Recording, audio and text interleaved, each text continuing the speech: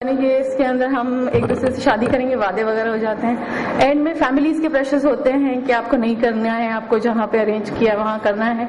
तो उसके अंदर एक हमारे पास एक लेडी ऐसी आई थी जो करीब 1-1.5 साल से लिव इन रिलेशनशिप में थी, as in not a very legally wedded wife, लेकिन relationship in the nature of marriage हम जिसे कह सकते हैं वो थी। तो उसके अंदर डोंट क्रांति प्रीवियस प्लीज। तो ये केस क्या, अब फॉर्चुनेटली बॉम्बे में होने की वजह से हमारे यहाँ पे इंफ्रास्ट्रक्चर्स काफी बेहतर है, जहाँ पे स्पेशल सेल्स जो सर्विस प्रोवाइडर्स तय की गई हैं डोमेस्टिक वायलेंस एक्ट के तहत, वहाँ पे ये केस आया था। और जब उन्होंने कहा कि ये स्पेशल सेल, इनको लीगल रिप्रेजेंटेशन की जरूरत है, तब इन्होंने हमारे HRL ऑफिस में से रेफर किया। अब हमने क्या कोशिश की है, वो हम देखते हैं कि काफी एविडेंस का उनके पास रेलेवेंट डॉक्यूमेंट्स नहीं होते हैं, रेलेवेंट पेपर्स नहीं होते जब हम कोर्ट में जाएं या कहें कि भाई ये हादसा हुआ है, क्योंकि वो औरत कभी सोचती नहीं है कि उसकी जिंदगी में इस तरह के कभी कोई हादसे होंगे। तो जो रेलेवेंट पेपर्स अक्सर वो लोगों के पास नहीं होते।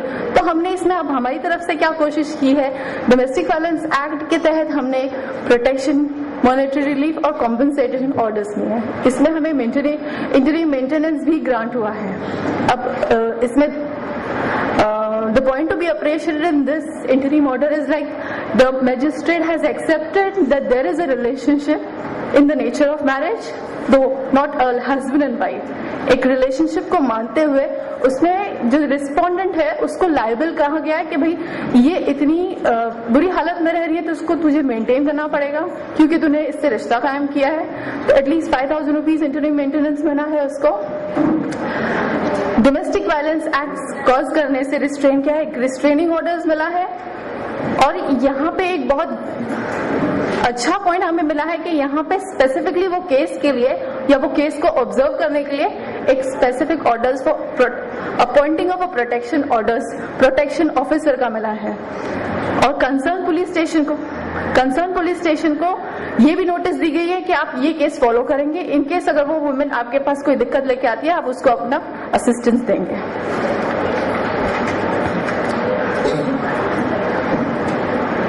यहाँ पर हम देखते हैं कि ये ऑर्डर्स फॉलो करने के लिए जो हमारे मजिस्ट्रेट है उन्होंने ये 2 केस लॉस रेफर किए हैं, जिसमें ये फाइंडिंग्स है कि in respect of a long cohabitation and legitimacy of a relationship presumption of marriage can be. अब अगर हम इस हालात में नहीं है कि एक मैरिज प्रूव कर सके, तो जैसे हम और आप अक्सर फेस करते हैं ये दिक्कत कि अगर एक लॉन्ग कोहैबिटेशन है, पास पड़ोस ने देखा है, साथ में रहते हुए एक रिलेशन है, चाइल्ड का बर्थ सर्टिफिकेट है, तो that can be presume to be as a valid marriage. तो ये मुद्दों पे हमको ये ऑर्डर्स, इंटरिम ऑर्डर्स मिले हैं। ये नेक्स्ट एक रेलेवेंट केस जो मैं आपके साथ शेयर, साइटेशंस,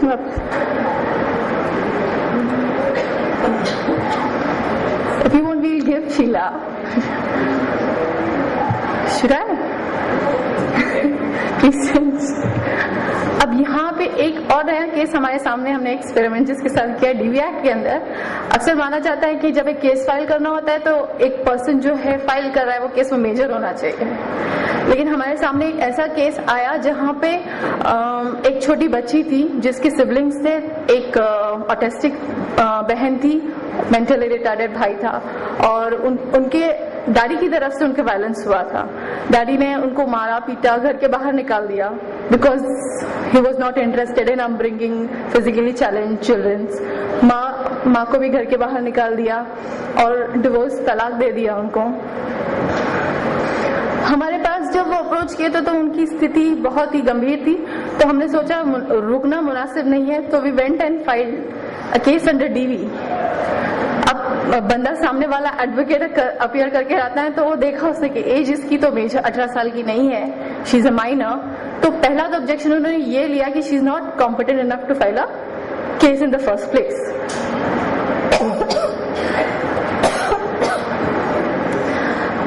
आर्ग्यूमेंट हुई इस पर, स्पेसिफिक ऑर्डर्स हुए हैं कि उनका ऑब्जेक्शन था, it does not mean that a child under as of 18 years of age is prevented to make any allegations of domestic violence act wherein the child is related by the consanguinity for the purpose of domestic violence। अब इसके ऊपर मैं आपको बताऊं, इसका थोड़ा हिंदी अनुवाद अगर हम करें तो इसके अंदर कहा गया कि एक्ट में कहीं भी नहीं कहा गया है कि एक 18 साल के अंडर की 18 साल के कम उम्र की बच्ची एक डोमेस्टिक वायलेंस का इल्जाम किसी पे नहीं लगा सकती। और अगर वो कंसैंग्विनिटी या कंसैंग्विनिटी का हिंदी अर्थ मुझे नहीं मालूम है, कंसैंग्विनिटी से रिलेटेड है तो उसका प्रोविजन डोमेस्टिक वायलेंस में आता है। और यहाँ पे एक और सेक्शन है 28, जहाँ सेक्शन 28 ऑफ डीवी जो ये बताता है कि मजिस्ट्रेट खुद अपने प्रोसीजर्स ले कर सकता है अगर उसे एक मुद्दा या एक ऐसा उसके पास केस आता है जहाँ पे रेलेवेंट प्रोविजंस ना हो तो अपने प्रोविजंस अंडर सेक्शन 28 ले कर सकता है, उसके मुताबिक अपने ऑर्डर्स दे सकता है। तो हमने उसमें आर्ग्यूमेंट किया था, इसलिए अंडर सेक्शन हमने उसके अंदर डायरेक्ट एप्लीकेशन किया था। We have not gone through under any protection office और सर्विस प्रोवाइडर, अंडर सेक्शन 12 किया है। अब आप ये पढ़ सकते हैं स्पेसिफिक ऑर्डर्स क्या हैं यहाँ पे। The scope of jurisdiction of the court for enforcing the relief is through out of India which is self inheritance fetching the meaning of magistrate through out India. अब यहाँ पे एक और उन्होंने खुलासा किया है, under section 90 of criminal procedure code the definition of complaint does not debar a child from making any complaints as per the suggestion in section 120. This is also a very relevant provision which we all can use if a minor is suffering from DV. चलिए, मुझे time restrain दिया जा रहा है तो मैं फटाफट एक और केस आप लोगों को बता देती हूँ। एक डेजर्टेड वुमेन, अक्सर वुमेन जो डेजर्टेड है, हमारे सामने मुद्दा यही आता है कि डेजर्टेड वुमेन को ही प्रोटेक्शन की जरूरत होती है, सो एंड फो। अब इसमें अलग क्या है? इसमें अलग ये है कि ये डेजर्टेड वुमेन रह रही है अपने भाइयों के साथ रहते हुए भाई जो है उनके घर में वो एज इन वो वापस आ गई है तो they are not entertaining her in the house and they want to throw. अभी इसमें इसकी हिस्ट्री ये भी हुई कि भाइयों ने उसको फोर्स किया है प्रोस्टिट्यूशन में, which she has again I mean उसने उसको ये किया है, रिटेलिएट किया है। हमारे पास आई तो हमने क्या किया, again we proceeded to DV domestic violence act. एक आपका बाद में भी ये कर ले डिस्कशन, ये मेरा हो गया last presentation. Give me 2 minutes please. यहाँ पे हमने इंटरिम ऑर्डर्स ले लिए हैं, जहाँ पे वो है उससे बाहर नहीं निकाला जाए, और ये इंटरिम ऑर्डर्स होने की वजह से ब्रदर्स अपील में गए थे। The appeal has also been dismissed, finally she is in the house, let's see we get good orders finally, hoping for the best. Yeah, 2 brothers, and let's hope for the best we get. Thank you. Saroj Swami from Maharashtra. मेरा नाम सरोजा स्वामी है, मैं अखिल भारतीय जनवादी महिला संगठन से आई हूँ। अभी ये डीवी एक्ट में जो भी है इसमें थोड़ा जो अनुभव है मैं आपके सामने रख रही हूँ। हमेशा ये जो केस हमारे पास आता है तो मैं भी खुद उसमें इन्वॉल्व होकर मैं खुद करती हूँ इसके लिए।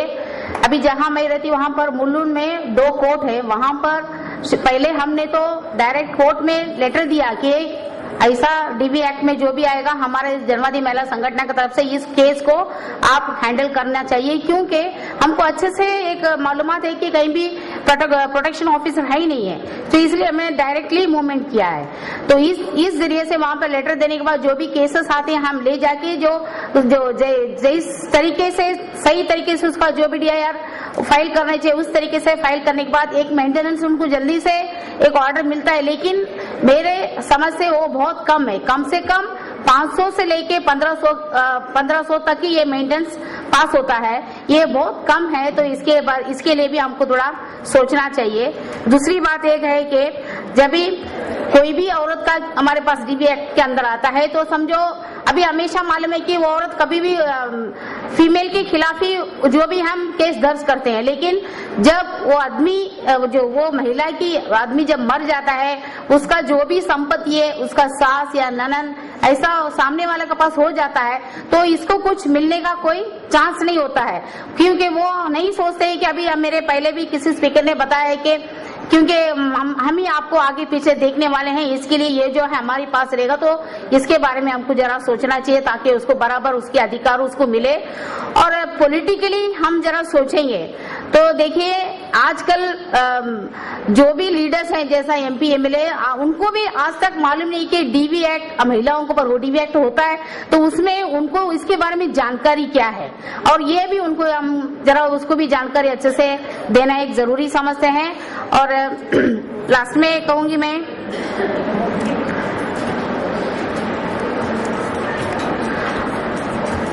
अभी हम कोई भी केस फैमिली कोर्ट में जब हम देते हैं, फैमिली कोर्ट में क्या होता है 6 महीने से साल 2 साल तक ये केस पेंडिंग रहता है, तो उसका कोई जल्दी से निकाल नहीं आ पाता है। तो हमारी एक समझ है कि जितने भी केस उसके अंदर पेंडिंग रखे होते हैं तो उसका भी जल्दी से जल्दी निकाले होना चाहिए, इतना मैं कहूंगी। Thank you.